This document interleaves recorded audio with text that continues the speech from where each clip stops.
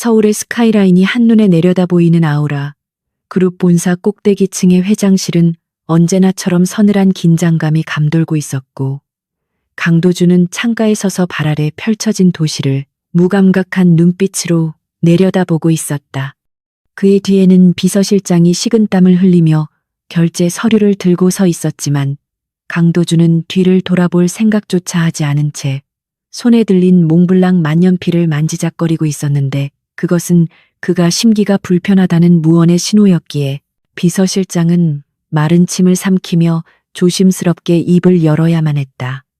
테이블 위에 놓인 서류 봉투는 일반적인 결제 서류와는 다른 낯선 기운을 풍기고 있었고, 그것은 강도준의 아내인 이수아가 보낸 등기 우편이었는데, 회사로 직접 이런 물건을 보냈다는 것 자체가 그에게는 용납할 수 없는 무례함으로 다가왔다. 강도준은 천천히 몸을 돌려 책상으로 걸어가 그 얇은 봉투를 집어들었고, 봉투를 뜯는 그의 손길에는 거침이 없었으나 그 안에서 나온 문서를 확인한 순간 그의 미간이 날카롭게 구겨지며 차가운 비소가 입가에 맺혔다. 협의이혼 신청서라는 굵은 글씨가 박힌 서류는 그가 예상했던 그 어떤 보고서보다도 터무니없고 비현실적으로 느껴졌기에 강도준은 서류를 책상 위에 던지듯 내려놓으며 코웃음을 쳤고, 비서실장은 감히 그 내용을 훔쳐볼 엄두도 내지 못한 채 고개를 숙였다. 강도준에게 있어 이수아라는 여자는 공기처럼 조용하고 그림자처럼 희미한 존재였으며, 그녀는 그가 정해준 궤도를 벗어난 적이 단 한 번도 없는 순종적인 아내였기에 이런 반란은 그저 임신 호르몬으로 인한 일시적인 투정이나 관심을 끌기 위한 유치한 시위 정도로밖에 보이지 않았다. 결혼 생활 3년 동안 그녀는 큰 소리를 낸 적도 없었고, 그가 며칠씩 집에 들어가지 않아도 불평 한마디 없었던 여자였는데, 이제 와서 갑자기 이혼이라니 도무지 앞뒤가 맞지 않는 상황이라고 그는 판단했다. 게다가 그녀의 뱃속에는 아우라 그룹의 후계자가 자라고 있었고, 임신 7개월 차에 접어든 임산부가 남편의 보호와 막대한 재력 없이 홀로 살아간다는 것은 상상조차 할 수 없는 일이었다. 강도준은 의자 깊숙이 몸을 기대며 넥타이를 거칠게 풀어 헤쳤고, 눈앞에 놓인 이혼 서류가 마치 자신을 조롱하는 것 같아 불쾌감이 치솟았지만 그는 이내 평정심을 되찾고 냉철한 이성으로 상황을 분석하기 시작했다. 이수아는 고아 출신으로 의지할 친정도 없었고, 그녀가 가진 것이라고는 결혼 예물로 받은 보석들과 그가 매달 지급하는 생활비 카드가 전부였기에 그녀가 이혼을 요구하는 것은 스스로 절벽으로 걸어 들어가는 것과 다름없는 행위였다. 그는 이것이 단순한 감정적인 호소일 것이라고 확신했고, 어쩌면 최근 자신이 바쁜 인수 합병건으로 인해 가정에 소홀했던 것에 대한 서운함을 이런 식으로 표현하는 것이라 짐작했다. 하지만 강도준은 그런 감정적인 응석을 받아줄 만큼 한가한 사람이 아니었고, 그는 오히려 이번 기회에 그녀에게 가장의 권위와 현실의 냉혹함을 확실히 가르쳐 주어야겠다고 다짐하며 인터폰을 눌러 비서에게 이번 주 예정된 유럽 출장 일정을 앞당기라고 지시했다.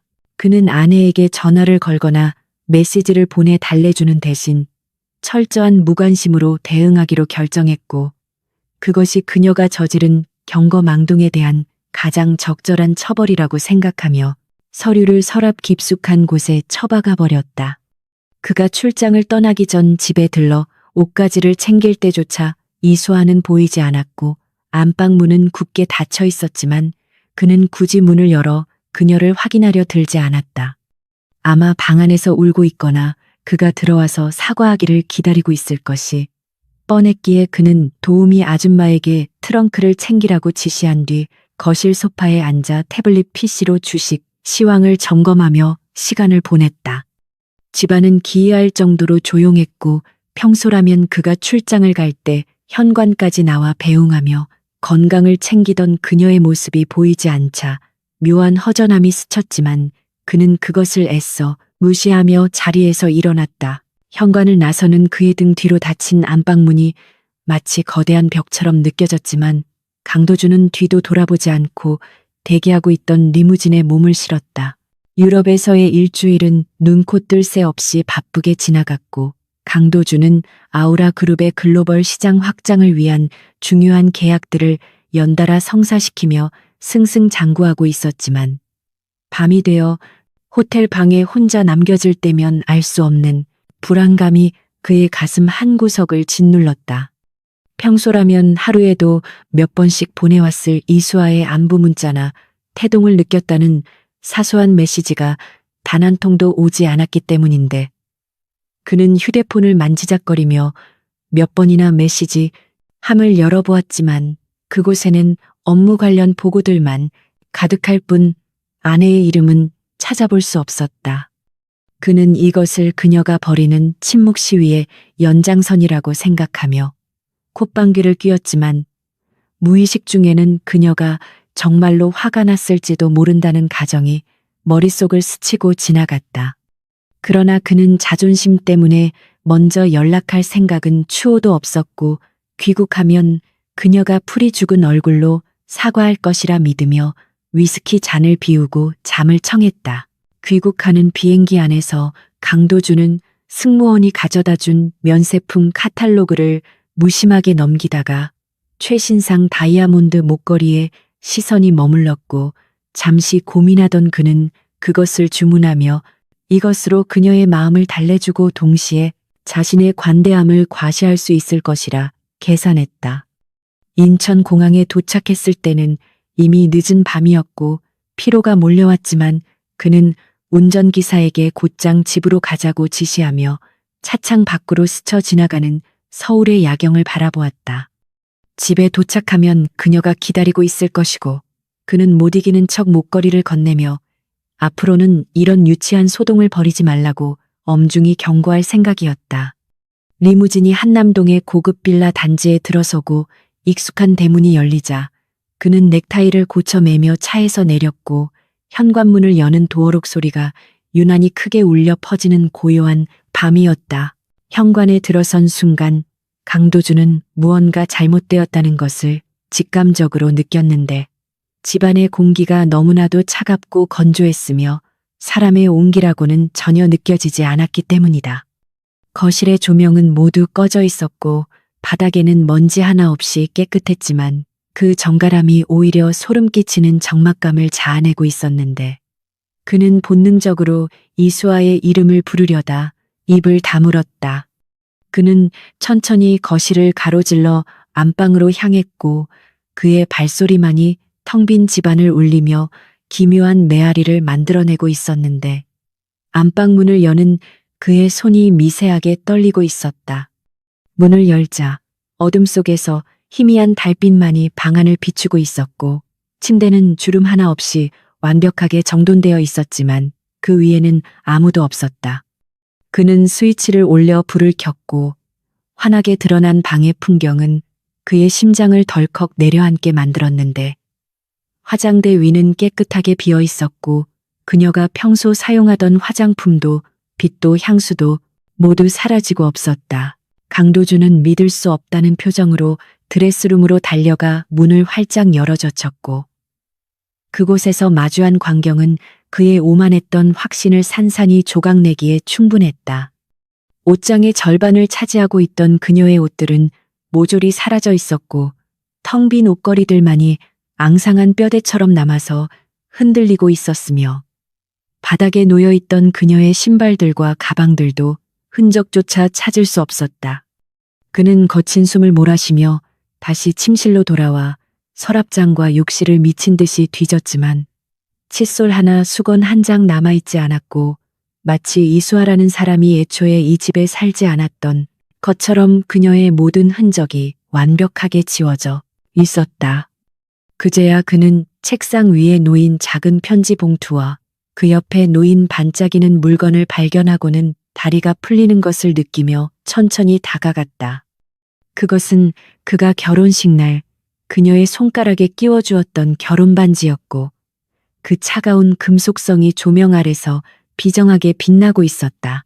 떨리는 손으로 편지 봉투를 집어든 강도주는 그 안에 들어있는 종이를 꺼내 읽어내려갔고 그것은 그가 며칠 전 사무실에서 비웃으며 던져버렸던 이혼 서류와 동일한 내용이었지만 하단에는 그녀의 도장이 선명하게 찍혀 있었으며 별도로 동봉된 메모지에는 그녀의 단정하고 익숙한 필체로 짧은 글이 적혀 있었다. 더 이상 당신의 인형으로 살지 않겠다는 내용과 아이는 자신이 혼자 키울 테니 찾지 말라는 마지막 문장은 그의 가슴을 날카로운 비수처럼 찔러 들어왔다. 그는 종이를 구겨쥐며 침대에 주저앉았고 머릿속이 하얗게 변해버려 아무런 생각도 할 수 없는 지경에 이르렀는데 그토록 유약하고 의존적이라고 생각했던 아내가 어떻게 이런 대담한 일을 벌일 수 있었는지 도무지 이해할 수 없었다. 그녀는 돈도 없고 갈 곳도 없으며 무엇보다 만삭의 몸이었는데 도대체 어디로 갔단 말인가 하는 의문과 함께 뒤늦은 공포가 밀려왔다. 강도주는 휴대폰을 꺼내 이수아의 번호를 눌렀지만 수화기 너머에서는 없는 번호라는 기계적인 안내음만이 흘러나와 그의 절망을 더욱 부채질했다. 그는 믿을 수 없어 몇 번이고 다시 걸었지만 결과는 마찬가지였고 그는 화를 참지 못하고 휴대폰을 벽에 집어던졌으며 액정이 산산조각 나면서 바닥에 뒹굴었다. 그는 머리를 감싸 쥐고 괴로워하다가 문득 집안 곳곳에 설치된 CCTV를 떠올리고는 서재로 달려가 보안 시스템에 접속했다. 모니터 화면 속에서 그는 며칠 전 자신이 출장을 떠난 직후 캐리어 하나만을 끌고 집을 나서는 이수아의 모습을 확인할 수 있었는데 그녀의 표정은 그가 한 번도 본 적 없는 단호하고 결연한 것이어서 그는 숨을 멈추고 그 장면을 바라보아야만 했다. 그녀는 한 번도 뒤를 돌아보지 않고 현관문을 나섰고 그 뒷모습은 그가 알고 있던 연약한 아내의 모습이 아니었다. 그는 즉시 비서실장에게 전화를 걸어 지금 당장 사람을 풀어 이수아의 행방을 찾으라고 고함을 질렀고 비서실장은 밤늦은 시간에 걸려온 회장의 광기 어린 목소리에 당황하며 알겠다고 대답했다. 강도주는 전화를 끊고 다시 텅 빈 안방으로 돌아와 침대 위에 놓인 결혼 반지를 집어들었는데 손바닥 위에서 차갑게 식어버린 반지는 더 이상 두 사람을 이어주는 연결고리가 아니라 끊어진 관계의 증거물처럼 느껴졌다. 그는 반지를 꽉 쥐었고 날카로운 다이아몬드가 손바닥을 찔러 고통이 전해져 왔지만 마음속에서 일어나는 폭풍 같은 감정에 비하면 아무것도 아니었다.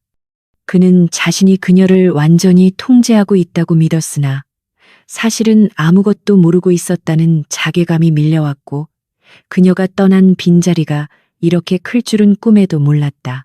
밤은 깊어가고 있었지만 강도주는 잠들 수 없었고 넓은 저택은 그를 가두는 감옥처럼 느껴졌는데 그는 거실 소파에 앉아 멍하니 천장을 바라보며 지난 3년간의 결혼 생활을 되짚어 보았다. 그는 항상 바빴고 그녀는 항상 기다렸으며 그는 명령했고 그녀는 따랐던 일방적인 관계 속에서 그는 그녀가 행복할 것이라고 멋대로 단정지었지만 그것은 지독한 오만이었다. 그는 그녀가 무엇을 좋아하는지, 요즘 어떤 고민이 있는지, 태교는 어떻게 하고 있는지 아는 것이 하나도 없었고 심지어 아이의 태명조차 물어본 적이 없었다는 사실을 깨달았다. 벽에 걸린 대형 결혼사진 속에서 이수아는 수줍게 웃고 있었지만 지금 그 사진을 보는 강도준의 눈에는 그 미소가 슬픔을 감추기 위한 가면처럼 보였고 그는 자신이 얼마나 무심하고 잔인한 남편이었는지를 뼈저리게 실감하고 있었다. 새벽이 밝아올 무렵 비서실장으로부터 보고가 들어왔지만 그 내용은 그를 더욱 절망하게 만들었는데 이수아는 출국 기록도 없었고 신용카드 사용 내역도 없으며 휴대폰 위치 추적도 불가능하다는 것이었다. 그녀는 철저하게 자신의 흔적을 지우고 사라졌으며 이것은 충동적인 가출이 아니라 아주 오랫동안 치밀하게 준비된 탈출이라는 것을 의미했다. 강도주는 주먹으로 테이블을 내리쳤고 값비싼 크리스털 꽃병이 바닥으로 떨어져 산산이 조각났지만 그는 그 파편들을 밟으며 창가로 걸어가 붉게 떠오르는 태양을 노려보았다. 그는 반드시 그녀를 찾아낼 것이고 다시 제자리에 돌려놓을 것이라고 다짐했지만 그의 가슴 한구석에는 그녀가 영영 돌아오지 않을지도 모른다는 두려움이 독버섯처럼 피어오르고 있었다. 이것은 단순한 부부 싸움이 아니라 그의 인생 전체를 뒤흔들 거대한 폭풍의 시작이었고, 강도준은 이제야 비로소 자신이 잃어버린 것의 무게를 실감하기 시작했다. 일주일이라는 시간이 지났지만 강도준이 고용한 사설 탐정들과 비서실의 정보망은 이수아의 그림자조차 밟지 못하고 있었는데, 대한민국 내에서 아우라 그룹의 정보력이 닿지 않는 곳은 없다고 자부했던 강도준에게 이것은 단순한 실패를 넘어선 치욕이었다. 비서실장은 매일 아침 보고 시간마다 식은땀을 흘리며 죄인처럼 고개를 숙여야 했고, 강도준은 책상 위에 쌓인 무의미한 보고서들을 보며 끓어오르는 분노를 억누르느라 입술을 깨물어야만 했다. 그녀는 현금을 사용하여 이동했는지 교통카드 기록조차 남지 않았고, 전국의 산부인과 네트워크를 뒤졌음에도 불구하고 그녀의 진료 기록은 어디에서도 발견되지 않았는데, 이는 그녀가 의료보험 혜택조차 포기하고 철저하게 신분을 숨긴 채 숨어 지내고 있다는 것을 의미했다. 강도준은 자신이 알고 있던 순진하고 세상 물정 모르던 아내가 어떻게 이토록 치밀하고 용의 주도하게 도주 계획을 세울 수 있었는지 도무지 이해할 수 없어 머리를 감싸 쥐었다. 회사에서의 업무는 여전히 산더미처럼 쌓여 있었지만 강도준의 집중력은 현저하게 떨어져 있었고, 회의 도중에도 멍하니 창밖을 바라보거나 결제 서류에 서명을 하지 않고 펜을 쥔 채 굳어있는 일이 잦아 임원들 사이에서는 회장에게 심각한 신변의 변화가 생긴 것이 아니냐는 우려 섞인 소문이 돌기 시작했다.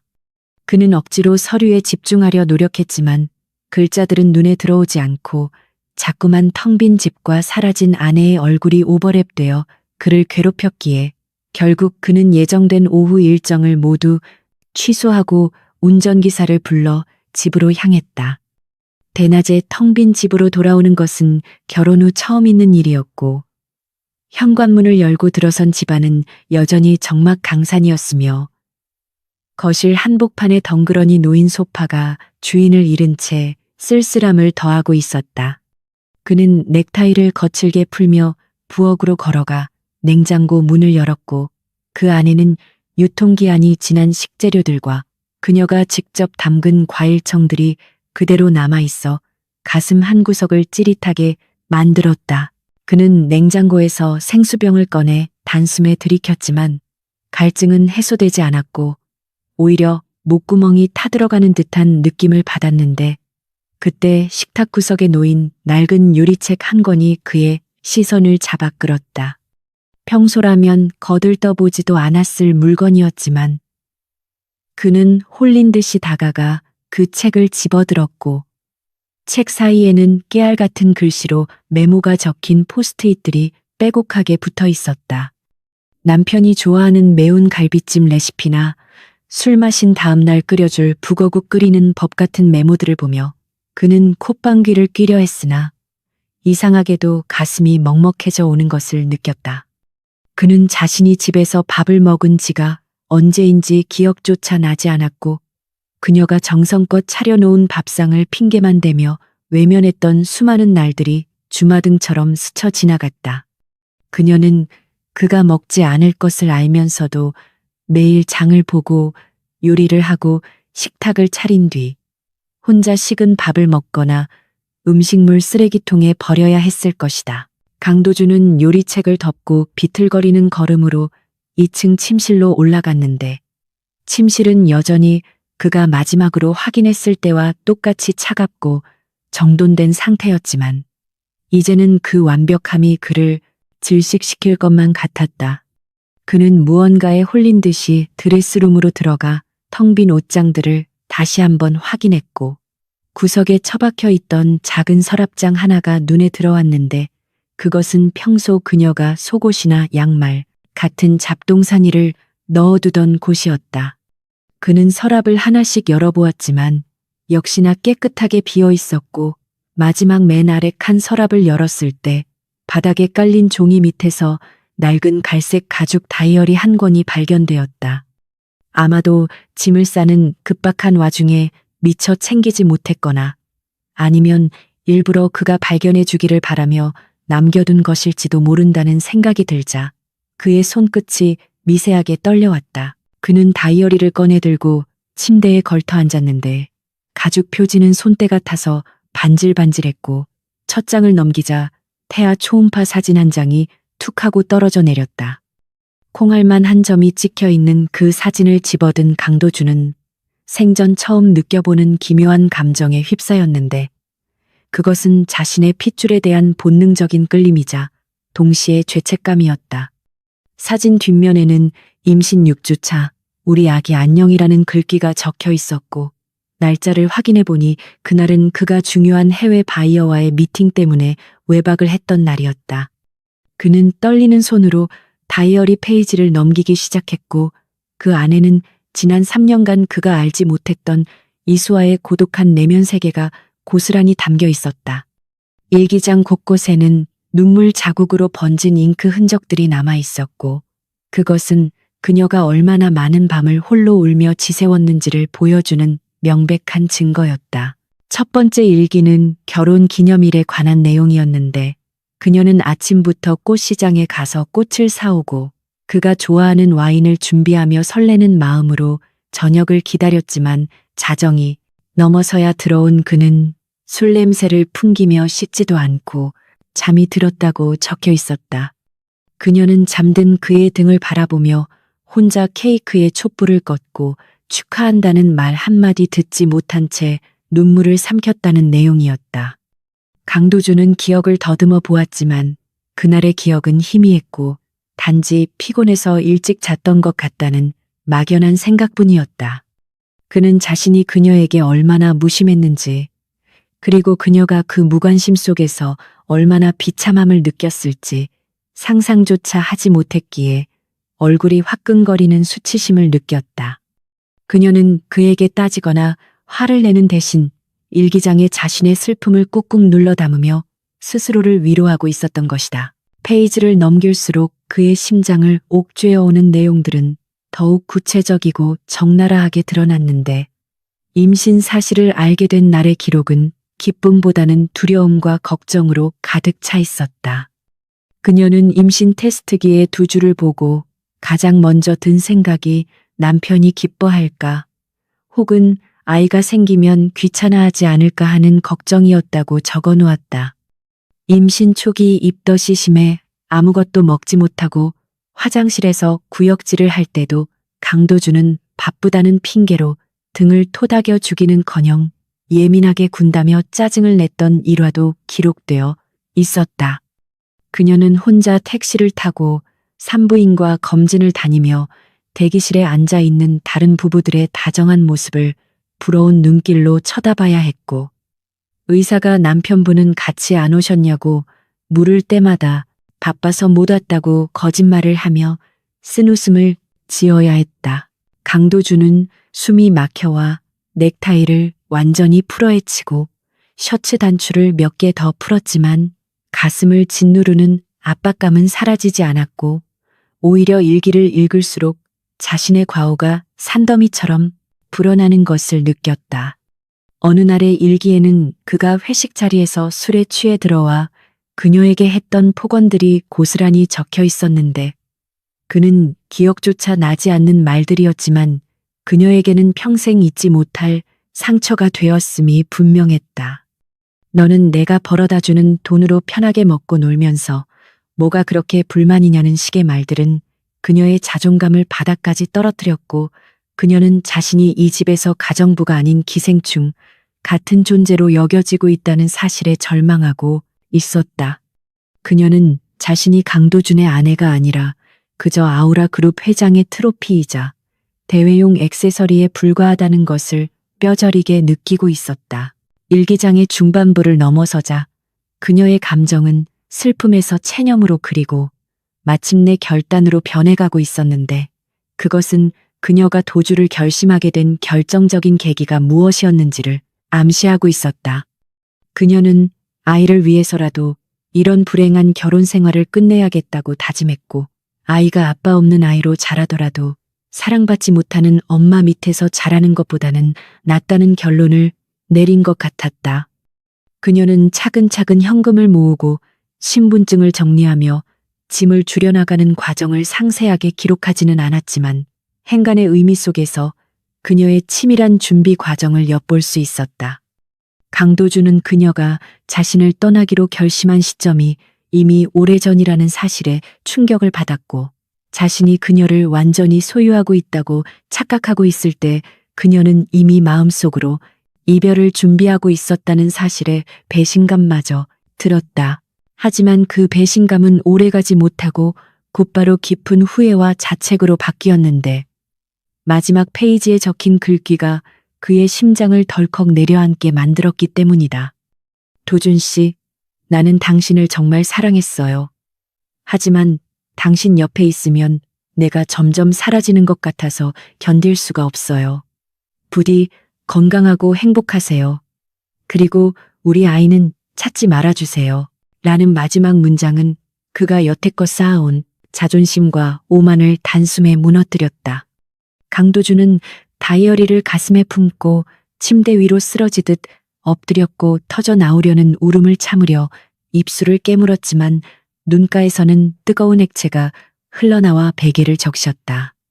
그는 자신이 얼마나 어리석었는지, 그리고 얼마나 소중한 것을 잃어버렸는지 이제야 뼈저리게 깨닫고 있었지만 이미 버스는 떠난 뒤였다. 그날 밤 강도주는 술 한 방울 마시지 않고 뜬 눈으로 밤을 지새웠는데 머릿속에서는 이수아의 얼굴과 일기장의 내용들이 끊임없이 맴돌아 잠을 이룰 수가 없었다. 그는 새벽녘이 되어서야 자리에서 일어나 욕실로 들어가 찬물로 세수를 하며 거울 속에 비친 초라한 자신의 모습을 노려보았다. 며칠 사이 수척해진 얼굴과 큰 눈동자는 천하의 아우라 그룹 회장이라고는 믿기지 않을 만큼 형편없는 몰골이었지만 그는 개의치 않고 옷을 갈아입었다. 그는 더 이상 탐정들에게만 의존할 수 없다고 판단했고 자신이 직접 나서서 그녀의 흔적을 찾아야겠다고 결심했는데, 일기장 속에 언급된 작은 단서 하나가 그의 머릿속을 스치고 지나갔기 때문이다. 그녀가 유일하게 마음의 안식을 얻었다고 적어놓은 장소, 바로 강원도의 어느 작은 바닷가 마을에 대한 묘사가 있었다. 강도주는 즉시 차키를 챙겨들고 지하 주차장으로 내려가 자신의 최고급 스포츠카에 시동을 걸었는데, 운전기사를 대동하지 않고 혼자 움직이는 것은 보안상의 이유로 금지된 일이었지만 지금 그에게 그런 규칙 따위는 안중에도 없었다. 그는 엑셀러레이터를 힘껏 밟으며 서울을 빠져나갔고, 내비게이션에는 일기장에서 유추해낸 강원도의 한적한 해안도로가 목적지로 설정되어 있었다. 고속도로를 달리는 내내 그는 그녀가 무사하기만을 빌었고, 만약 그녀를 만나게 된다면 무릎을 꿇고 빌어서라도 그녀를 데려오겠다고 다짐했다. 하지만 한편으로는 그녀가 이미 다른 곳으로 떠났을지도 모른다는 불안감과 만약 만난다 하더라도 그녀가 자신을 거부하면 어떡하나 하는 두려움이 그를 괴롭혔다. 몇 시간을 달려 도착한 바닷가 마을은 한적하고 평화로운 곳이었지만 강도준의 마음은 폭풍우가 몰아치듯 요동치고 있었는데, 그는 차를 세우고 마을 입구의 작은 카페와 식당들을 돌아다니며 이수아의 사진을 보여주고 탐문, 수사를 시작했다. 명품 정장을 입고 고급 시계를 찬 남자가 만삭의 임신부 사진을 들고 다니며 사람들에게 묻는 모습은 시골 마을 사람들에게 낯선 풍경이었기에 사람들은 경계심 어린 눈빛으로 그를 바라보았다. 대부분의 사람들은 모른다고 고개를 저었지만 마을 외곽의 작은 보건소 앞에서 마주친 늙은 약사가 사진을 유심히 보더니 며칠 전에 비슷한 여자를 본 것 같다고 말했다. 강도준의 심장이 쿵하고 내려앉았고 그는 약사의 옷소매를 잡으며 어디서 보았는지 다급하게 물었다. 약사는 며칠 전 배가 많이 부른 젊은 여자가 영양제를 사러 왔었다고 기억하며 낯선 얼굴이라 눈여겨보았는데 인상이 참 선하고 슬퍼 보였다고 덧붙였다. 그녀가 향한 곳은 바닷가 절벽 근처에 있는 낡은 펜션촌 쪽이었다는 정보를 입수한 강도주는 감사의 인사를 하는 둥 마는 둥 차에 올라타 그쪽으로 향했다. 비포장도로를 달려 절벽 위에 다다르자 드문드문 지어진 펜션들과 민박집들이 보였고 그는 차에서 내려 천천히 걸으며 주위를 살폈다. 바다에서 불어오는 바람이 차가웠지만 그는 추위를 느낄 겨를도 없이 눈을 부릅뜨고 그녀의 흔적을 찾고 있었는데 그때 멀리서 낯익은 실루엣이 눈에 들어왔다. 바다가 내려다 보이는 작은 언덕이 벤치에 한 여자가 앉아 있었는데 두꺼운 카디건을 걸치고 있었지만 불룩하게 솟은 배는 감출 수 없었고 바람에 날리는 긴 머리카락과 가녀린 어깨선은 틀림없는 이수아였다. 강도주는 숨이 턱 막히는 기분을 느끼며 그녀에게 다가가려 했지만 발이 땅에 붙어버린 듯 움직이지 않았고 그저 멍하니 그녀의 뒷모습을 바라볼 수밖에 없었다. 그녀는 혼자 바다를 바라보며 무슨 생각을 하고 있는지 미동도 하지 않았지만 그 고독한 뒷모습이 오히려 그에게는 범접할 수 없는 성역처럼 느껴졌다. 그는 한참을 망설이다가 용기를 내어 한 발짝 내디디려던 순간 벤치 옆으로 낯선 남자가 다가오는 것을 목격하고는 황급히 몸을 숨겼다. 그 남자는 편안한 복장의 젊은 의사 가운을 걸치고 있었고 그녀에게 다정하게 말을 건네며 따뜻한 캔커피를 건네주고 있었다. 강도주는 나무 뒤에 숨어 그 광경을 지켜보며 주먹을 꽉 쥐었는데 이수아가 그 낯선 남자에게 환하게 웃어 보이고 있었기 때문이다. 결혼 생활 3년 동안 그에게는 한 번도 보여주지 않았던 편안하고 맑은 미소였고 그 미소를 보는 순간 강도주는 질투심과 동시에 엄청난 패배감에 휩싸였다. 자신이 채워주지 못했던 빈자리를 낯선 타인이 채워주고 있다는 사실에 피가 거꾸로 솟는 것 같았지만 그는 차마 그들 앞에 나서지 못하고 숨죽여 지켜볼 수밖에 없었다. 지금 당장 달려나가 그녀의 손목을 잡고 끌고 오고 싶었지만 그녀의 저 행복한 미소를 깨뜨릴 자격이 자신에게 있는지에 대한 의문이 그의 발목을 잡았고 그는 생전 처음으로 사랑 앞에서 무력감을 느끼며 고개를 떨구었다. 강도주는 눈앞에서 벌어지는 광경을 부정하고 싶은 마음에 거칠게 눈을 비볐지만 언덕 위 벤치에 앉아있는 두 남녀의 모습은 신기루처럼 사라지지 않고 오히려 더욱 선명하게 그의 시야를 파고들었다. 이수아의 어깨를 감싸고 있는 낯선 남자의 손길은 지나치게 자연스러웠고 그 손길을 거부하지 않고 수줍게 웃고 있는 아내의 표정은 강도준이 지난 3년간 단 한 번도 보지 못했던 종류의 것이었기에 그의 가슴 속에서는 뜨거운 불길이 치솟아 올랐다. 그는 당장이라도 차문을 박차고 나가 그 남자의 멱살을 잡고 아내를 빼앗아오고 싶은 충동에 사로잡혔지만 그녀가 보여준 그 환한 미소가 그의 발목을 쇠사슬처럼 바자매어 꼼짝도 할 수 없게 만들었다. 자신이 다가가는 순간 저 아름다운 미소가 공포와 경멸로 일그러질 것이라는 사실을 직감한 그는 끓어오르는 분노를 억누르며 차 안으로 몸을 숨길 수밖에 없었다. 그는 운전대 위에 이마를 기댄 채 거친 숨을 몰아쉬었는데 심장이 터질 듯이 요동치고 있었고 머릿속은 온통 질투와 배신감 그리고 알 수 없는 패배감으로 뒤엉켜 엉망진창이 되어버린 상태였다. 저 남자는 도대체 누구이길래 자신의 아내에게 저토록 다정하게 구는 것이며 이수아는 왜 자신에게는 보여주지 않았던 틈을 저 남자에게는 허락하고 있는 것인지 도무지 이해할 수 없어 미칠 것만 같았다. 강도주는 백미러를 통해 자신의 얼굴을 확인했는데 며칠간의 불면과 과로로 인해 무탁에 들어간 눈과 거칠어진 피부는 대한민국 재계 서열 상위권인 아우라 그룹 회장의 위엄이라고는 찾아볼 수 없는 초라한 몰골이었다. 반면 저 멀리 보이는 의사 가운을 입은 남자는 화려하지는 않지만 건강하고 선한 기운을 내뿜고 있어 강도주는 생전 처음으로 돈이나 지위가 아닌 인간 대 인간으로서의 열등감을 느껴야만 했다. 해질 무렵이 되자 남자는 이수아를 부축하여 일으켜 세웠고 두 사람은 나란히 언덕길을 내려가 마을 쪽으로 향했는데 그 모습이 마치 오래된 연인이나 부부처럼 다정해 보여 강도준의 시선을 잔인하게 고문했다. 강도준은 차시동을 걸지 못한 채 그들의 뒤를 눈으로 쫓았는데 불록 나온 그녀의 배를 배려하며 보폭을 맞추는 남자의 세심한 태도는 그가 임신한 아내에게 했던 무관심한 행동들과 극명하게 대비되어 그를 더욱 비참하게 만들었다. 그는 자신이 그녀를 찾기만 하면 모든 것이 해결될 것이라고 믿었지만 막상 그녀를 찾고 나니 상황은 그가 예상했던 것보다 훨씬 더 복잡하고 절망적이라는 것을 깨달았고 섣불리 나섰다가는 영영 그녀를 잃을 수도 있다는 두려움이 엄습했다.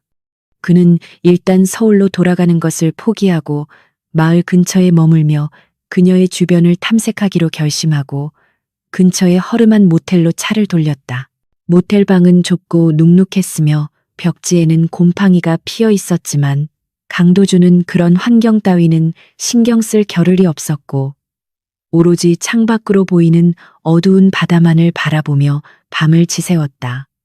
다음 날 아침 일찍 그는 편의점에서 산 검은색 모자와 마스크로 얼굴을 가리고 이수아가 머물고 있는 낡은 펜션 근처로 가서 잠복을 시작했는데 마치 범죄자가 된 것 같은 기분이 들었지만 그녀를 되찾기 위해서라면 자존심 따위는 버릴 준비가 되어 있었다. 오전 10시쯤 되자 이수아가 장바구니를 들고 집을 나서는 모습이 포착되었고 그는 일정한 거리를 두고 그녀의 뒤를 밟으며 그녀의 일상을 관찰하기 시작했다. 그녀는 마을 시장에 들러 콩나물과 두부를 샀는데 지갑에서 1,000원짜리 지폐와 동전을 세어가며 값을 치르는 모습이 강도준의 가슴을 아프게 후벼 팠다. 그는 당장이라도 달려가 지갑에 있는 수표 뭉치를 쥐어주며 사고 싶은 것을 마음껏 사라고 소리치고 싶었지만 그녀가 시장 아주머니와 웃으며 대화를 나누는 모습을 보고는 발걸음을 멈추었다. 그녀는 가난하고 불편한 생활을 하고 있었지만 그가 제공했던 펜트하우스에서의 화려한 삶보다 훨씬 더 평온하고 행복해 보였으며 그것은 돈으로는 결코 살 수 없는 마음의 안정이었다. 시장을 본 뒤 그녀가 힘겹게 언덕길을 오르고 있을 때 어김없이 어제 그 남자가 나타나 그녀의 장바구니를 받아들었는데 그는 마을 보건소의 공중보건애인 한지훈이라는 사람이었다. 강도준이 밤새 비서실을 통해 알아낸 정보에 따르면 그는 서울 명문 의대를 졸업하고 자원해서 이 시골 마을로 내려온 괴짜였으며 마을 사람들에게는 슈바이처라고 불릴 정도로 신망이 두터운 인물이었다. 강도준은 전봇대 뒤에 숨어 두 사람이 담소를 나누며 걸어가는 모습을 지켜보았는데 한지우는 이수아의 배를 보며 아이의 안부를 묻는 듯했고 이수아는 자신의 배를 쓰다듬으며 행복한 표정으로 대답하고 있었다. 그 대화 속에 아이의 친부인 자신이 들어갈 자리는 전혀 없어 보였고 마치 저 남자가 아이의 아빠인 것처럼 자연스러운 분위기가 형성되어 있어 강도준은 질투심에 눈이 멀 것만 같았다. 그는 자신이 바쁘다는 핑계로 놓쳐버린 그 소중한 순간들을 저 낯선 남자가 대신 누리고 있다는 사실에 치가 떨렸지만 동시에 저 남자가 자신보다 훨씬 더 좋은 아빠와 남편이 될 자질을 갖추고 있다는 사실을 인정하지 않을 수 없었다. 그것은 강도준에게 있어 가장 뼈아픈 자각이었으며 그가 가진 막대한 부와 권력이 사랑 앞에서는 아무런 힘도 쓰지 못하는 무용지물이라는 것을 확인사살 당하는 순간이었다. 그날 밤 강도준은 소주 한 병을 사들고 모텔 방으로 돌아와 들이켰지만 취기는커녕 정신이 점점 더 맑아지며 고통스러운 기억들만 선명하게 떠올랐다.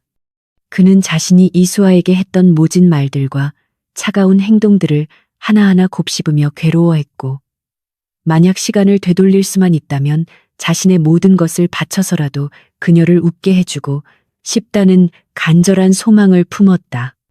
그는 창문을 열고 밤바다의 찬 바람을 맞으며 결심을 굳혔는데 더 이상 숨어서 지켜만 보지 않고 정정당당하게 그녀 앞에 나서서 용서를 빌고 그녀를 데려오겠다는 것이었다.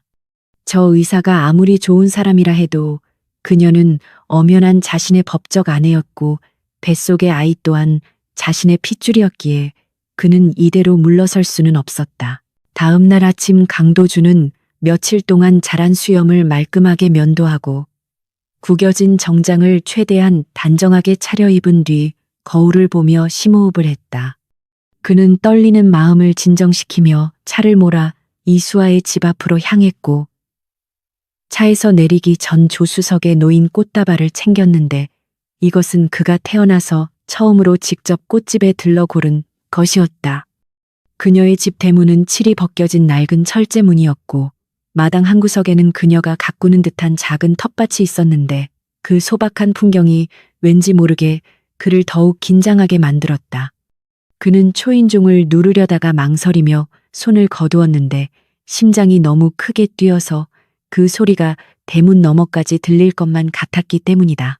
그때 대문이 끼익 소리를 내며 열렸고 강도주는 화들짝 놀라 뒷걸음질 쳤는데 문을 열고 나온 사람은 이수아가 아니라 바로 그 의사 한지훈이었다.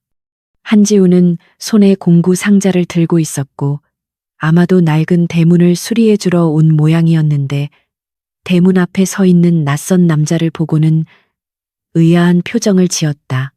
강도주는 순간적으로 적개심을 드러내며 그를 노려보았고 한지훈 역시 강도준의 고급 정장과 뒤에 주차된 스포츠카를 보며 그가 평범한 방문객이 아님을 직감한 듯 눈을 가늘게 떴다.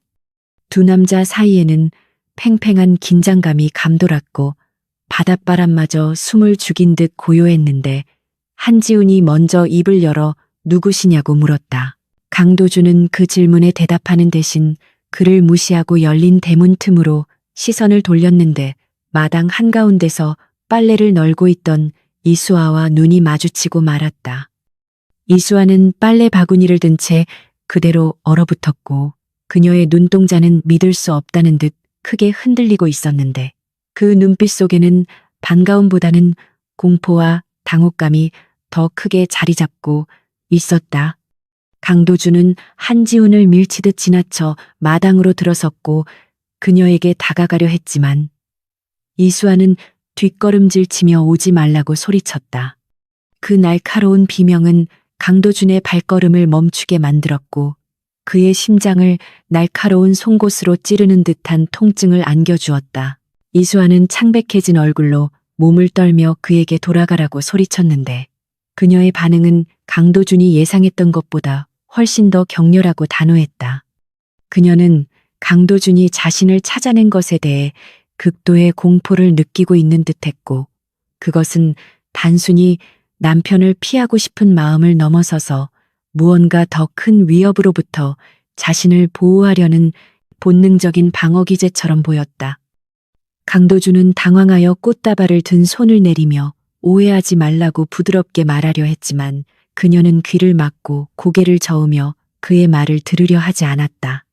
그때 한지훈이 두 사람 사이를 가로막으며 강도준의 앞을 막아섰고 환자가 안정을 취해야 하니 당장 나가달라고 정중하지만 단호한 목소리로 요구했다. 강도준은 자신의 아내와 대화하려는 것을 방해하는 제3자의 개입에 분노가 치밀어 올랐지만 지금 소란을 피우면 이수아가 더욱 충격을 받을 것을 알기에 애써 화를 억누르며 그녀를 바라보았다.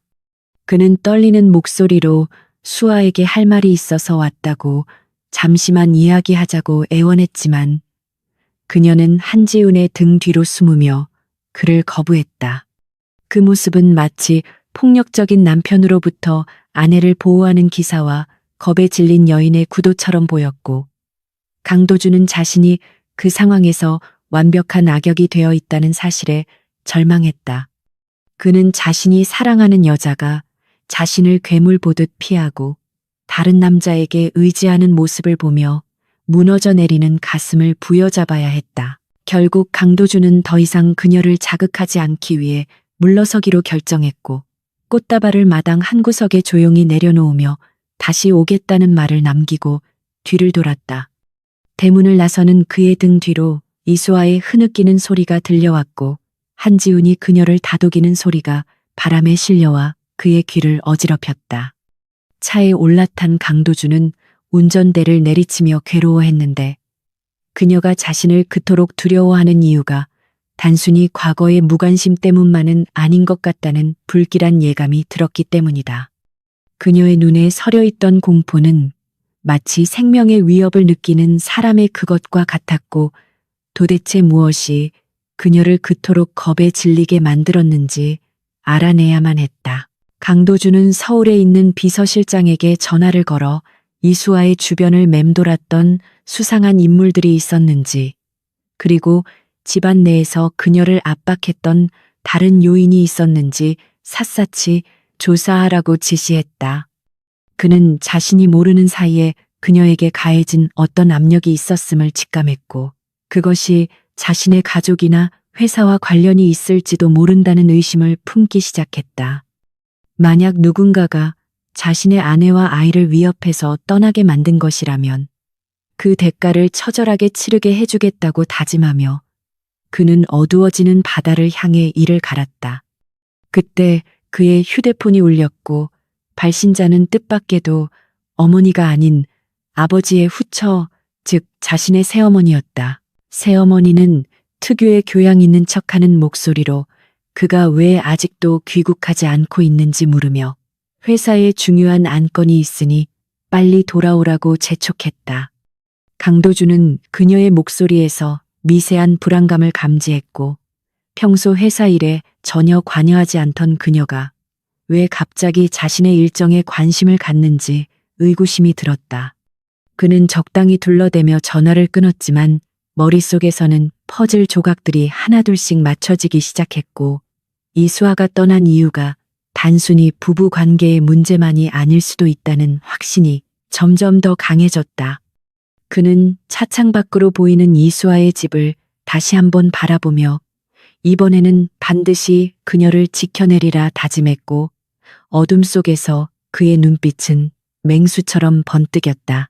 강도주는 한지훈이 이수아의 집에서 나오기를 하이에나처럼 기다리며 차 안에서 몇 시간을 버티고 있었는데 해가 완전히 저물고 어둠이 마을을 집어삼킬 무렵에야 낡은 대문이 열리고 의사 가운을 벗은 한지훈이 걸어 나왔다. 강도주는 즉시 차에서 내려 그에게 다가갔고 두 남자는 가로등 하나 없는 어두운 골목길에서 다시금 마주서게 되었는데 한지훈의 표정은 어제와 달리 차분하게 가라앉아 있었다.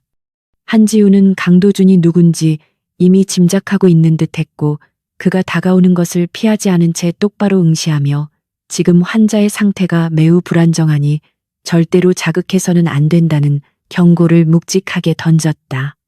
강도준은 낯선 남자에게서 아내에 대한 주의사항을 들어야 한다는 사실에 자존심이 상했지만 지금은 찬밥 더운 밥 가릴 처지가 아니었기에 굴욕감을 삼키며 고개를 끄덕일 수밖에 없었다. 한지훈은 잠시 망설이다가 자리를 비켜주겠다고 말하며 골목 아래로 사라졌고 강도준은 떨리는 손으로 대문을 밀고 들어갔다. 마당을 지나 현관문 앞에 선 강도준은 심장이 터질 것 같은 긴장감을 느끼며 손잡이를 돌렸고 문은 잠겨있지 않아 부드럽게 열렸는데 그 작은 틈 사이로 흘러나오는 노란 백열등, 불빛이 따뜻하면서도 서글프게 느껴졌다. 방 안으로 들어서자 좁은 거실 겸 부엌이 한눈에 들어왔고 그 한가운데 놓인 작은 밥상 앞에 이수아가 앉아 있었는데 그녀는 그가 들어오는 소리를 듣고도 고개를 들지 않은 채 멍하니 밥그릇만 내려다보고 있었다.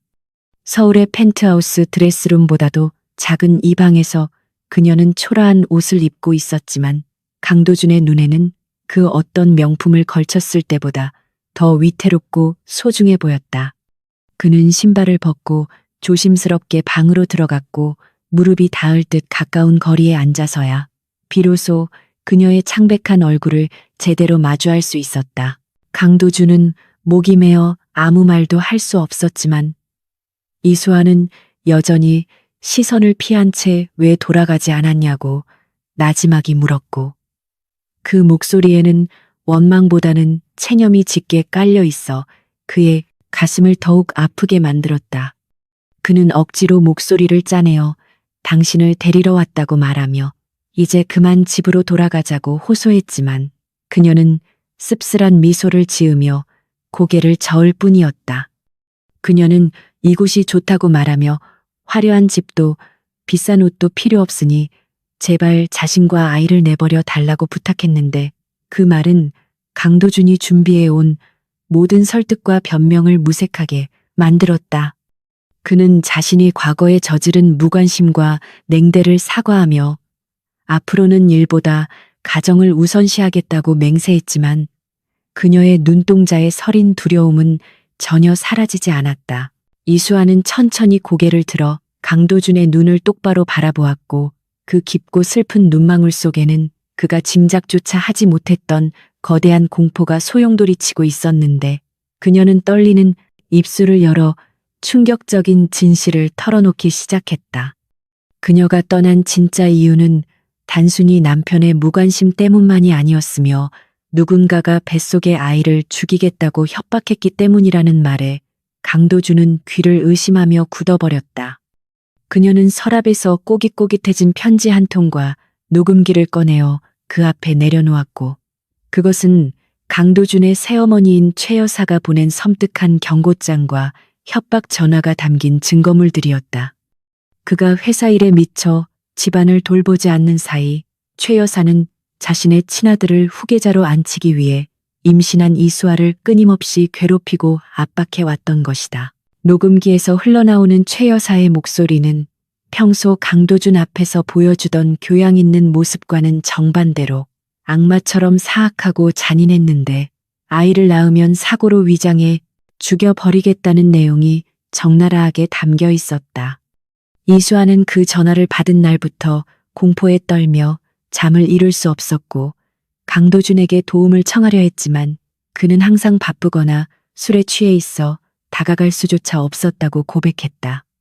그녀는 남편조차 믿을 수 없는 고립무원의 상황에서 아이를 지키기 위해 선택할 수 있는 유일한 방법은 도망쳐서 숨어 사는 것뿐이었다고 말하며 눈물을 흘렸다.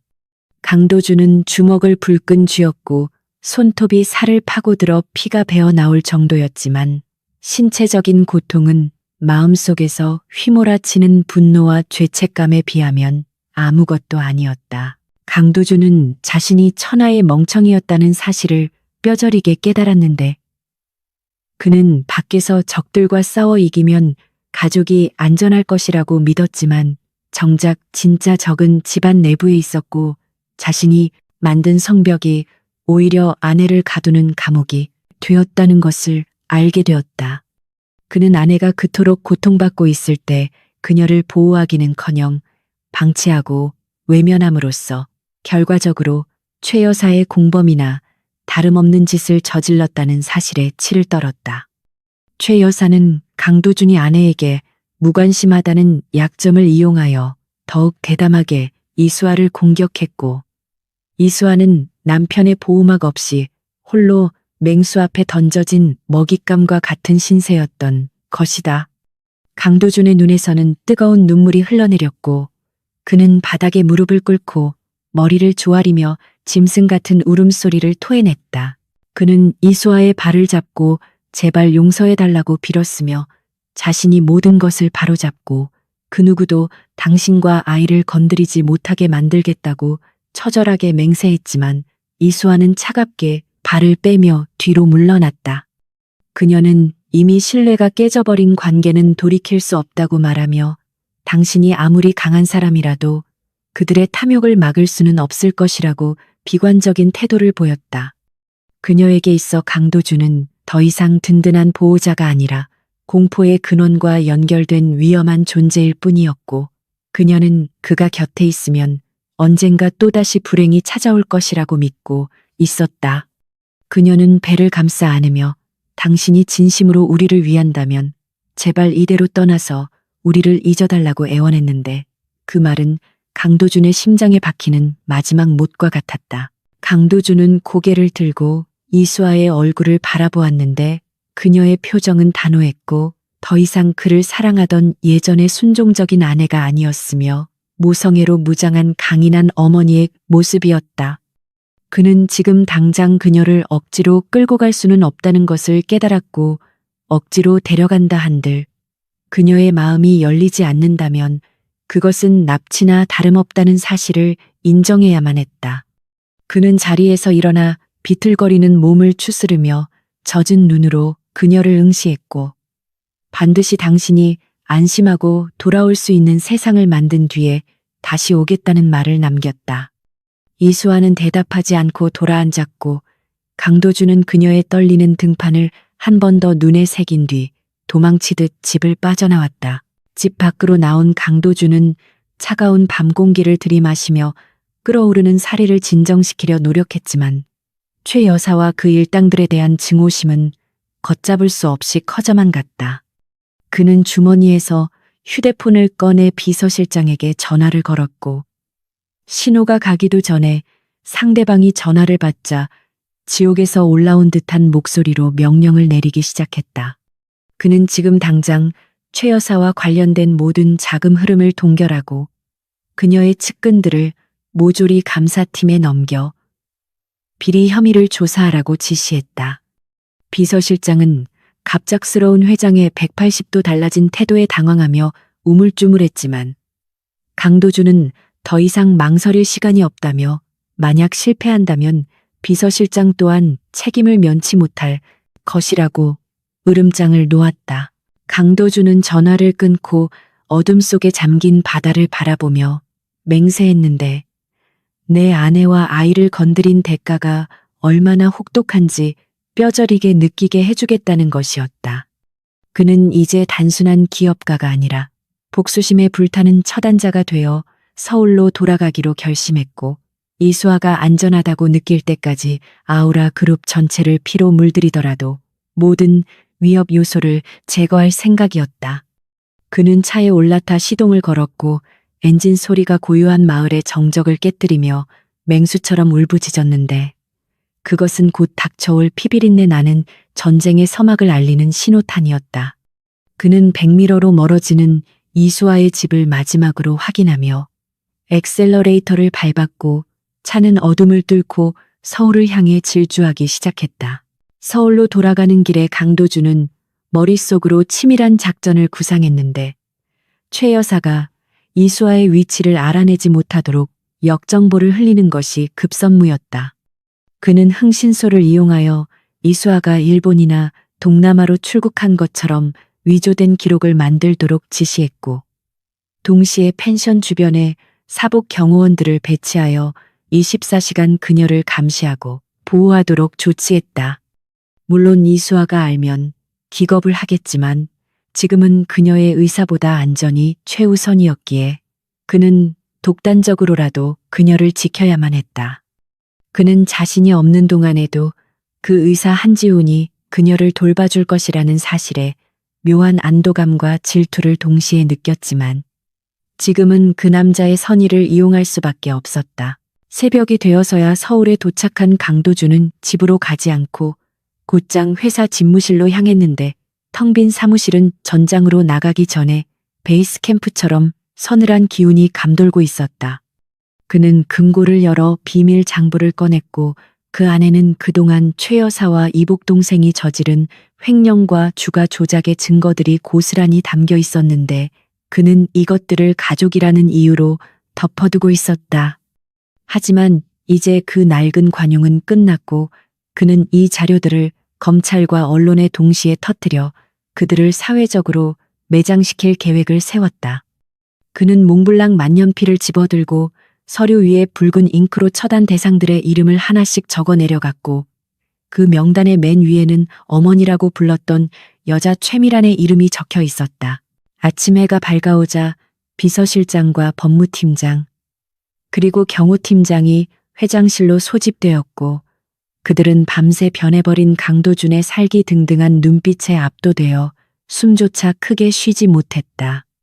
강도준은 그들에게 작전 지시를 내리며 이번 일은 그룹의 생존이 걸린 문제이자 개인적인 복수극임을 명확히 했고 실패는 용납하지 않겠다고 선언했다. 그는 자신의 아내와 아이를 지키기 위해 괴물이 되기를 자처했고 이제 아우라 그룹은 거대한 폭풍의 중심에 서게 되었다. 강도준은 창가에 서서 서울 시내를 내려다보며 이수아의 얼굴을 떠올렸고 그녀가 다시 웃을 수만 있다면 악마에게 영혼을 팔아서라도 이 싸움에서 승리하겠다고 다짐했다. 하지만 강도준이 간과한 것이 하나 있었는데 궁지에 몰린 쥐는 고양이를 물고 최 여사 같은 탐욕스러운 인간은 파멸 직전에 가장 위험한 발악을 한다는 사실이었다. 최 여사는 이미 강도준이 움직이기 시작했다는 첩보를 입수했고 자신의 몰락을 감지하자 이판사판으로 마지막 카드를 꺼내들 준비를 하고 있었다. 그녀는 강도준이 필사적으로 숨기려 했던 이수아의 진짜 위치를 찾아내기 위해 어둠의 조직과 접촉하고 있었고 강도준이 전쟁을 준비하는 동안 그림자 속에서는 더 끔찍한 음모가 싹트고 있었다. 강도준은 아직 자신에게 닥쳐올 진정한 시련이 시작조차 되지 않았음을 알지 못한 채 결전의 의지를 다지고 있었다. 서울의 아우라 그룹 본사는 연일 터지는 검찰 압수수색과 국세청의 특별 세무조사로 인해 벌집을 쑤신 듯 어수선한 분위기였지만 그 모든 혼란의 중심에 서 있는 강도준은 차갑게 식은 눈빛으로 집무실을 지키고 있었다. 그는 최미란과 그 일당들이 지난 수십 년간 저질러온 비자금 조성과 횡령 혐의를 낱낱이 까발리며 그들의 숨통을 서서히 조여가고 있었는데 이것은 단순한 기업 구조 조정이 아니라 피 튀기는 복수극이었다. 최미란은 자신의 친아들을 회장 자리에 앉히기 위해 강도준을 몰아내려던 계획이 수포로 돌아가고 오히려 자신이 감옥에 갈 위기에 처하자 이성을 잃고 발악하기 시작했다. 그녀는 강도준이 갑자기 미친 개처럼 달려드는 이유가 사라진 아내 때문이라는 사실을 직감했고 남은 사력을 다해 이수아의 행방을 쫓는데 혈안이 되어 있었다. 강도준은 이수아의 안전을 위해 최정의 경호팀을 비밀리에 파견하고 교란 작전까지 펼쳤지만 돈 냄새를 맡고 달려드는 하이에나 같은 범죄 조직의 정보력을 완벽하게 차단하는 것은 불가능에 가까웠다. 최미라는 거액의 현상금을 걸고 뒷골목의 심부름 센터들을 풀었고 결국 한 흥신소 직원이 강원도의 외딴 바닷가 마을에서 만삭의 임신부를 목격했다는 제보를 올리게 되었다. 보고를 받은 최미라는 광기 어린 웃음을 터뜨리며 즉시 행동대장에게 전화를 걸어 무슨 수를 써서라도 그 여자를 납치해 오라고 명령했는데 그녀에게는 이제 이수아가 강도준을 무너뜨릴 수 있는 마지막이자 유일한 인질이었다. 그녀는 강도준이 제 발로 걸어 들어와 무릎을 꿇고 모든 고소를 취하하게 만들 비열한 계획을 세우며 회심의 미소를 지었다. 한편 강원도의 바닷가 마을에는 아침부터 타진비가 내리기 시작하더니 오후가 되자 거센 폭풍으로 변해 창문이 덜컹거릴 정도로 바람이 몰아치고 있었다. 이수아는 불길한 예감에 휩싸여 방 한 구석에 웅크리고 앉아 배를 감싸 안았는데 며칠 전 다녀간 강도준의 슬픈 눈빛이 자꾸만 머릿속을 맴돌아 마음이 심란했기 때문이다. 그녀는 그가 진심으로 뉘우치고 있다는 것을 느꼈지만 지난 상처가 너무 깊어 다시 그를 믿는 것이 두려웠고 또다시 그 화려하고 차가운 감옥으로 돌아가고 싶지 않다는 거부감이 그녀를 붙잡고 있었다. 그때 밖에서 우당탕하는 소음과 함께 누군가가 대문을 부수는 소리가 들려왔고 그녀는 반사적으로 몸을 일으켜 방문을 잠그려 했지만 이미 늦은 상태였다. 검은 우비와 마스크를 쓴 건장한 사내들이 들이닥쳐 낡은 현관문을 박살내고 집 안으로 들어왔는데 그들의 손에는 쇠파이프와 강목이 들려있어 보는 것만으로도 공포감을 자아냈다. 이수아는 비명을 지르며 뒷걸음질 쳤지만 좁은 방 안에서 도망칠 곳은 없었고 그녀를 보호하려던 사복 경호원들은 이미 밖에서 기습을 당해 쓰러져 있는 상태였다. 사내들은 거칠게 이수아의 팔을 잡아 끌었고 그녀가 반항하며 살려달라고 소리치자 가차없이 뺨을 때려 그녀를 기절시킬 듯 위협했다. 그때 마을 보건소에서 퇴근하던 한지훈이 이상한 낌새를 채고 달려와 그들을 막아서며 무슨 짓이냐고 고함을 쳤지만 역부족이었다. 한지훈은 사내 중 한 명이 휘두른 주먹에 맞아 바닥에 나뒹굴었고 피를 흘리며 쓰러지는 그를 뒤로 한 채 사내들은 이수아를 강제로 차에 태워 어둠 속으로 사라졌다. 서울에서 회의를 주재하고 있던 강도준의 휴대폰이 요란하게 울렸고 발신 번호가 표시되지 않는 것을 확인한 그는 직감적으로 불길함을 느끼며 회의실을 빠져나와 전화를 받았다. 수화기 너머에서는 최미란의 비릿한 목소리가 들려왔는데 그녀는 이수아의 비명소리를 짧게 들려준 뒤 강도준에게 지금 당장 모든 법적 조치를 취하하고 회장직에서 물러나겠다는 각서를 쓰라고 협박했다. 강도준은 이수아의 목소리를 듣는 순간 이성이 마비되는 듯한 충격을 받았지만 끓어오르는 분노를 억누르며 그녀가 원하는 대로 하겠으니 털끝 하나라도 건드리면 가만두지 않겠다고 소리쳤다. 최미라는 만족스러운 듯 깔깔거리며 강원도의 한 폐쇄된 수산물 가공 공장으로 혼자 오라고 지시했고 만약 경찰을 부르거나 허튼 수작을 부리면 뱃속의 아이와 산모 모두의 목숨은 없다고 경고했다. 강도준은 주저할 시간이 없었기에 비서실장에게 짧게 상황을 설명하고 비밀 경호팀을 대기시키라고 지시한 뒤 곧바로 주차장으로 달려가 차에 올랐다. 폭우가 쏟아지는 고속도로를 시속 200km가 넘는 속도로 질주하며 그는 핸들을 잡은 손이 하얗게 질릴 정도로 힘을 주었는데 머릿속에는 오로지 이수아를 구해야 한다는 일념뿐이었다. 빗물에 시야가 가리고 바퀴가 미끄러지는 아찔한 순간들이 계속되었지만 그는 속도를 줄이지 않았고 신이 있다면 제발 그녀를 지켜달라고 간절히 기도했다.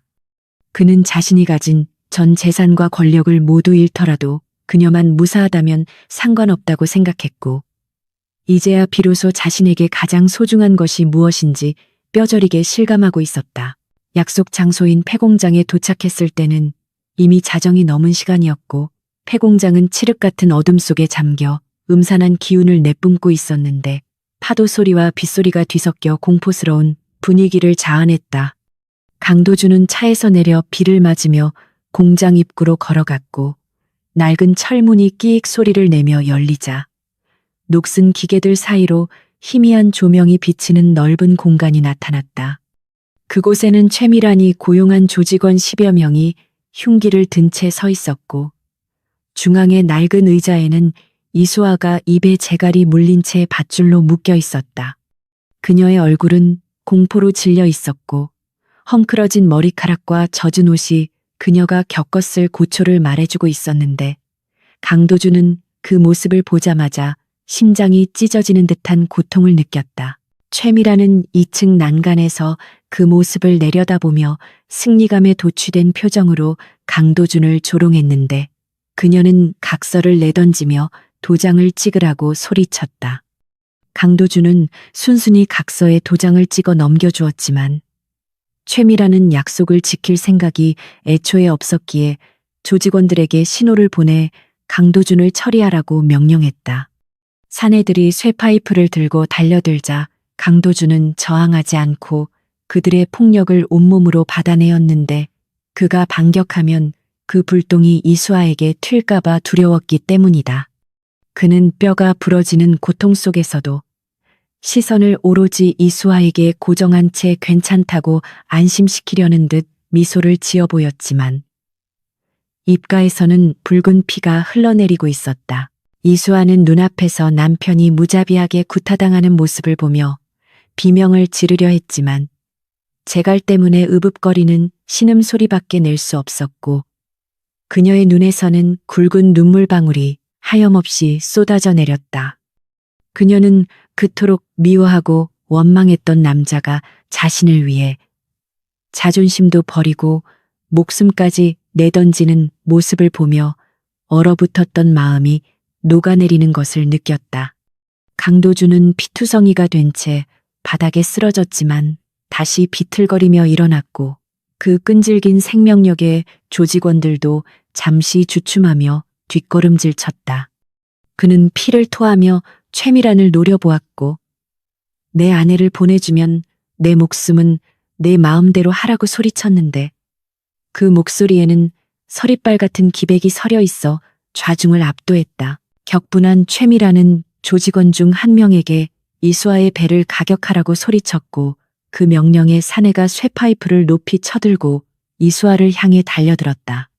그 순간 강도준은 초인적인 힘을 발휘하여 사내에게 달려들었고 이수아를 감싸 안으며 자신의 등과 머리로 그 무자비한 일격을 대신 받아내었다. 퍽하는 둔탁한 소리가 공장 안에 울려 퍼졌고 강도준의 몸이 힘없이 축 늘어지며 이수아의 무릎 위로 쓰러졌는데 그의 머리에서는 붉은 선혈이 솟구쳐 나와 그녀의 옷을 적셨다.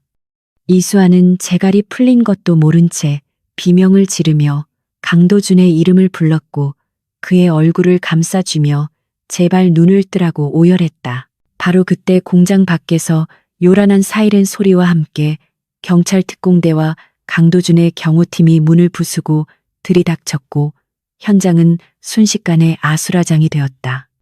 강도준이 미리 심어둔 위치 추적기를 통해 도착한 지원 병력은 순식간에 조직원들을 제압했고 2층에서 도망치려던 최미란도 비서실장에게 붙잡혀 바닥에 내동댕이 쳐졌다.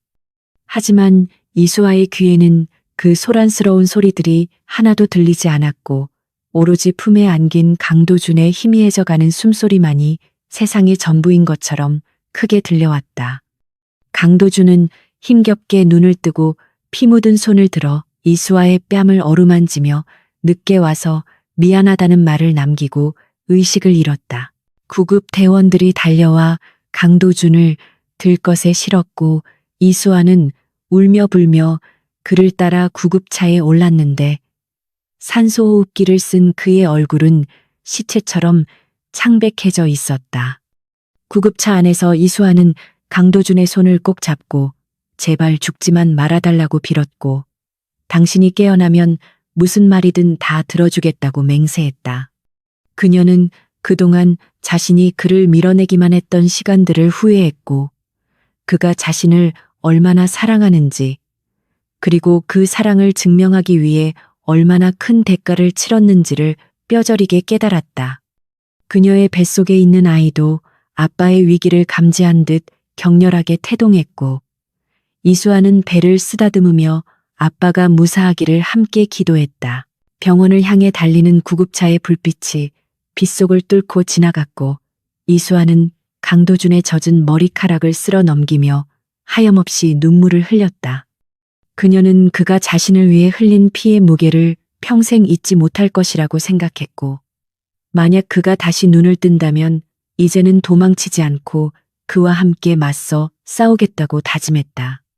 과거의 오해와 상처들은 빗물에 씻겨 내려갔고 그 자리에는 죽음의 문턱에서 피어난 절박하고 애절한 사랑만이 남아 두 사람을 단단하게 묶어주고 있었다. 폭풍우가 지나간 자리에는 폐허가 남았지만 그 폐허 속에서 새로운 희망의 싹이 트고 있었고 강도준과 이수아의 사랑은 이제 시련을 넘어 완성으로 향하는 길목에 서 있었다. 강도준이 긴급 수술을 받고 중환자실로 옮겨진 지 꼬박 사흘이 지났지만 그는 여전히 깊은 무의식의 템에서 헤어나오지 못하고 있었고 이수아는 만삭의 무거운 몸을 이끌고 그의 곁을 한시도 떠나지 않은 채 자리를 지키고 있었다. 산소호흡기의 의지에 힘겹게 숨을 쉬고 있는 강도준의 얼굴은 핏기 하나 없이 창백했으며 온몸에 감긴 붕대 사이로 배어나온 붉은 핏자국은 그가 사랑하는 아내를 지키기 위해 얼마나 처절하게 싸웠는지를 보여주는 훈장과도 같았다. 이수아는 그의 차가운 손을 자신의 양손으로 감싸쥐고 체온을 나누어 주며 제발 눈을 떠달라고 기도했는데 그녀의 눈물은 말을 새 없이 흘러내려 강도준의 손등을 적시고 있었다. 의사들은 뇌부종이 가라앉고 바이탈 사인이 안정될 때까지 기다려야 한다며 희망적인 말을 건넸지만 그녀의 귀에는 아무것도 들리지 않았고 오직 규칙적으로 울리는 심전도 모니터의 기계음만이 그가 살아있음을 알려주는 유일한 신호였다. 사흘째 되던 날 밤 새벽녘의 푸르스름한 빛이 병실 창문을 통해 스며들 때 기적처럼 강도준의 손가락이 미세하게 꿈틀거렸고 졸음과 싸우며 그의 얼굴을 바라보던 이수아는 숨을 멈추고 그 순간을 포착했다. 강도준은 무거운 눈꺼풀을 힘겹게 들어 올리며 흐릿한 시야 속에서 이수아의 얼굴을 찾았고 산소 마스크 때문에 목소리가 나오지 않자 입모양으로 그녀의 안부를 물었다. 괜찮냐는 그의 무음의 질문을 알아들은 이수아는 고개를 세차게 끄덕이며 엉엉 울음을 터뜨렸고 강도준은 힘이 들어가지 않는 손을 들어 그녀의 뺨에 흐르는 눈물을 닦아주려 애썼다. 자신이 죽음의 문턱까지 갔다 왔으면서도 깨어나자마자 아내와 아이의 안위부터 걱정하는 그의 지독한 사랑을 확인한 이수아는 그동안 그를 향해 쌓아두었던 원망과 미움의 벽이 완전히 허물어져 내리는 것을 느꼈다. 그러나 감격적인 재회의 순간도 잠시 극도의 긴장이 풀린 탓인지 이수아의 배에서 갑작스럽게 격렬한 통증이 시작되었고 그녀는 비명을 지르며 배를 감싸 안고 바닥으로 주저앉았다. 의료진이 긴급 호출을 받고 병실로 달려왔고 산부인과 전문의는 양수가 터졌다며 당장 분만실로 옮겨야 한다고 소리쳤는데 예정일보다 조금 일찍 찾아온 진통이었지만 아이도 아빠가 깨어난 것을 알고 세상 밖으로 나오려는 듯했다. 강도준은 침대에서 일어나려 몸부림쳤지만 간호사들이 그를 제지했고 그는 쉰 목소리로 자신도 함께 가게 해달라고 애원하며 링거줄을 뜯어낼 듯이 발버둥 쳤다. 결국 주치의의 허락하에 강도준은 이동식 침대에 누운 채로 이수아의 분만실 옆 대기실까지 이동할 수 있었고 비록 몸은 움직일 수 없었지만 마음만은 그녀와 함께 호흡하며 고통을 나누려 했다. 분만실 안에서 들려오는 이수아의 고통스러운 비명소리는 강도준의 심장을 찢어놓는 듯했고 그는 자신이 대신 아플 수 없다는 사실에 괴로워하며 주먹을 꽉 쥐어 손바닥에 손톱 자국을 남겼다. 그는 지난 10개월 동안 그녀가 겪었을 외로움과 공포를 떠올리며 끊임없이 자책했고 만약 이번에 아이와 산모 모두 건강하게만 나와준다면 남은 평생을 그들에게 속죄하며 살겠다고 다짐했다.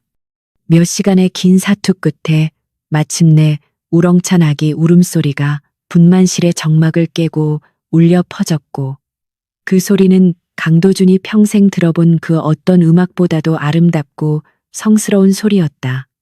잠시 후 간호사가 핏덩이 같은 아기를 겉싸개에 싸서 강도준에게 보여주러 나왔을 때 그는 눈물이 앞을 가려 아기의 얼굴을 제대로 볼 수조차 없었다. 아기는 강도준을 쏙 빼닮은 이목구비를 하고 있었고 작은 손을 허공에 휘저으며 생명력을 과시하고 있었는데 강도준은 떨리는 손으로 아기의 작은 발을 조심스럽게 만져보았다. 그 작고 따뜻한 감촉이 손끝에 닿는 순간 그는 전율과 함께 형용할 수 없는 책임감과 사랑을 느꼈고 이제 자신은 한 여자의 남편이자 한 아이의 아버지로서 완전히 다시 태어났음을 실감했다. 그는 간호사에게 아내의 상태를 물었고 산모도 건강하다는 대답을 듣고 나서야 비로소 긴장이 풀리며 깊은 안도의 한숨을 내쉬었다.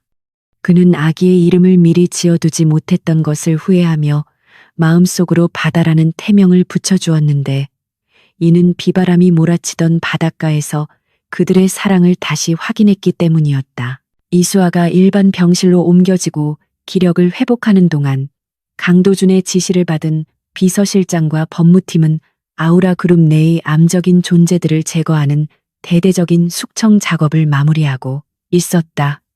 최미란과 그녀의 사주를 받은 폭력 조직원들은 납치 및 살인 미수 혐의로 전원 구속 기소되었고, 최미란이 그동안 저질렀던 횡령과 배임 혐의까지 모두 드러나면서 그녀는 차가운 감옥에서 남은 생을 보내게 될 처지에 놓였다. 뉴스는 연일 재벌가 사모님의 추악한 민낯을 보도하며 떠들썩했지만 강도준은 병실 TV에 전원을 꺼버리고 오직 아내와 아이에게만 집중했다. 그는 더 이상 세상의 시선이나 회사의 주가 따위에는 관심이 없었고, 그에게 가장 중요한 세상은 바로 이 작은 병실 안에 모두 모여 있었기 때문이다. 강도준은 몸이 어느 정도 회복되자 휠체어를 타고 이수아의 침대 옆으로 다가가 서류 봉투 하나를 건넸는데, 그 안에는 그가 약속했던 대로 자신의 전 재산 절반을 이수아에게 양도한다는 공증 문서와 그룹 경영권 일부를 포기한다는 각서가 들어 있었다. 이수아는 놀란 눈으로 그를 바라보며 이런 것은 필요 없다고 밀어냈지만, 강도준은 이것은 돈이 아니라 당신과 아이를 지키기 위한 나의 최소한의 안전장치이자 약속이라고 단호하게 말했다. 그는 다시는 당신이 돈 때문에 비참해지거나 힘없는 약자로서 위협받는 일이 없도록 만들고 싶다고 말하며, 이것을 받아주어야 자신이 마음 편히 가장 노릇을 할 수 있을 것이라고 설득했다. 이수아는 그의 진심 어린 눈빛을 보며 마지못해 고개를 끄덕였고, 강도준은 비로소 환한 미소를 지을 수 있었다. 시간은 흘러 계절이 2번 바뀌었고, 강도준과 이수아는 서울의 삭막한 펜트하우스를 떠나 경기도 외곽의 한적하고 공기 좋은 전원주택으로 거처를 옮겼다. 강도준은 전문 경영인을 영입하여 회사의 실무를 맡기고, 자신은 이사회 의장으로서 굵직한 결정에만 관여하는 방식으로 업무 형태를 완전히 바꾸어 가족과 함께 보내는 시간을 최우선으로 확보했다. 그는 매일 일찍 퇴근하여 아이를 목욕시키고 이유식을 만드는 육아의 달인이 되었으며, 과거의 워커홀릭 냉혈한 CEO의 모습은 온데간데 없이 사라지고 팔불출 아빠의 모습만이 남아 있었다. 회사 임원들은 회장의 변화에 처음에는 당황했지만, 가정이 화목해지자 회장의 경영 판단이 더욱 유연하고 합리적으로 변했다며 오히려 환영하는 분위기였다. 어느 화창한 주말 오후, 강도준과 이수아는 아이를 유모차에 태우고 집 근처의 공원을 산책하고 있었는데, 아이는 이제 제법 옹알이를 하며 방긋방긋 웃어대어 지나가는 사람들의 시선을 사로잡았다. 강도준은 한 손으로는 유모차를 밀고 다른 한 손으로는 이수아의 손을 꼭 잡고 걸으며 평범한 일상의 행복을 만끽하고 있었는데, 문득 과거 자신이 잃어버릴 뻔했던 것들의 소중함을 떠올리며 가슴이 뭉클해졌다. 이수아는 출산 후 예전의 건강하고 밝은 모습을 완전히 되찾았고, 이제는 남편의 눈치를 보지 않고 자신의 의견을 당당하게 말하며 사랑받는 아내로서의 자신감을 회복해 있었다. 두 사람은 벤치에 앉아 아이가 잠든 모습을 바라보며 서로의 어깨에 머리를 기대었고, 따스한 햇살이 그들의 위로 쏟아져 내렸다. 강도준은 이수아의 머리카락을 쓰다듬으며 불현듯 우리가 처음 만났던 바닷가 마을에 다시 가보고 싶다고 말했고, 이수아는 그 말에 동의하며 그때는 너무 슬프고 힘들었지만 이제는 웃으면서 추억할 수 있을 것 같다고 대답했다. 그들은 즉흥적으로 여행 가방을 꾸려 강원도로 향했고, 도착한 그곳은 여전히 푸른 바다와 거친 파도가 그들을 반겨주고 있었다. 하지만 이번에는 도망자의 신분이 아니라 세 식구가 함께하는 행복한 가족 여행이었기에 눈에 보이는 모든 풍경이 아름답게만 느껴졌다. 그들은 과거 이수아가 혼자 앉아 울었던 그 언덕 위 벤치에 다시 앉았지만, 이번에는 강도준이 그녀의 곁을 든든하게 지키고 있었고, 그녀의 품에는 사랑스러운 아이가 잠들어 있었다. 그때 마을 보건소 앞을 지나던 한지훈 의사와 우연히 마주치게 되었는데, 그는 유모차를 끌고 있는 두 사람을 보고 잠시 놀란 듯했지만 이내 환한 미소를 지으며 다가와 인사를 건넸다. 강도주는 과거의 질투심은 모두 털어버리고 정중하게 고개를 숙여 그때 아내를 돌봐주어서 진심으로 고마웠다고 감사를 표했고, 한지훈 역시 두 사람의 행복한 모습을 보니 마음이 놓인다며 덕담을 건넸다. 한지훈은 강도준에게 당신이 그때 보여준 용기가 참 대단했다고 말하며 아내분을 많이 사랑하는 것이 느껴졌다고 덧붙였는데, 그 말에 강도준은 쑥스러운 듯 뒷머리를 긁적였다. 세 사람은 짧은 담소를 나누고 헤어졌고, 강도준은 멀어지는 한지훈의 뒷모습을 보며 그가 자신에게 깨우쳐준 사랑의 의미를 다시 한번 되새겼다. 해질 무렵 붉은 노을이 바다를 물들이기 시작하자 강도준은 이수아를 백사장으로 이끌었고, 두 사람은 신발을 벗고 부드러운 모래를 밟으며 해변을 걸었다. 파도가 밀려와 발목을 적셨지만 차갑기보다는 시원하게 느껴졌고, 강도준은 이수아를 마주보며 주머니에서 작은 상자를 꺼내 들었다. 그것은 그가 과거에 그녀를 찾으러 왔을 때 전해주지 못했던 다이아몬드 목걸이였는데, 그는 이제야 주인을 찾게 되었다며 그녀의 목에 직접 걸어주었다. 이수아는 목걸이를 만지작거리며 눈시울을 붉혔고, 강도준은 그녀를 품에 안으며 사랑한다고, 그리고 고맙다고 속삭였다. 그녀는 그의 가슴에 얼굴을 묻으며 나도 사랑한다고 대답했고, 두 사람의 그림자는 노을빛 속에서 하나로 겹쳐졌다. 강도준은 과거 자신이 오만하게 굴었던 시간들을 평생 잊지 않고 반성하며 살 것이라고 다짐했는데, 그 뼈저린 후회가 있었기에 지금의 행복이 더욱 값지게 느껴진다는 것을 알았기 때문이다. 그는 아내가 짐을 싸서 나갔던 그날이 자신의 인생에서 가장 끔찍한 날인 줄 알았지만, 돌이켜보면 그것은 자신을 진정한 어른으로 만들어준 축복의 시작이었다는 것을 깨달았다. 만약 그녀가 떠나지 않았다면 그는 여전히 껍데기뿐인 성공에 취해 가족의 소중함을 모른 채 괴물로 늙어갔을 것이 분명했기 때문이다. 이제 그는 세상 그 어떤 성공보다도 아내의 미소와 아이의 웃음소리가 더 큰 성취감을 준다는 진리를 깨우친 행복한 남자가 되어 있었다. 마지막으로 강도준은 잠든 아이를 안아들고 수평선 너머로 지는 태양을 바라보며 아이에게 조용히 약속했는데, 너는 아빠처럼 뒤늦게 후회하는 삶을 살지 않도록 사랑하는 사람을 언제나 최우선으로 아끼는 법을 가르쳐 주겠다고 맹세했다. 파도 소리는 그 맹세에 화답하듯 힘차게 철썩였고, 세 식구의 실루엣은 어두워지는 밤바다를 배경으로 한 폭의 아름다운 그림처럼 남겨졌다. 고통과 시련의 터널을 지나 비로소 맞이한 그들의 행복은 모래성처럼 쉽게 무너지지 않을 단단한 반석 위에 세워져 있었고, 앞으로 어떤 폭풍우가 몰아쳐도 서로의 손을 놓지 않을 것이라는 믿음이 그들을 감싸고 있었다. 사랑은 잃어버린 후에야 그 가치를 알게 되지만, 진정한 사랑은 그 깨달음을 통해 더욱 깊어지고 단단해진다는 사실을 증명하며, 그들의 이야기는 영원한 해피엔딩으로 막을 내렸다.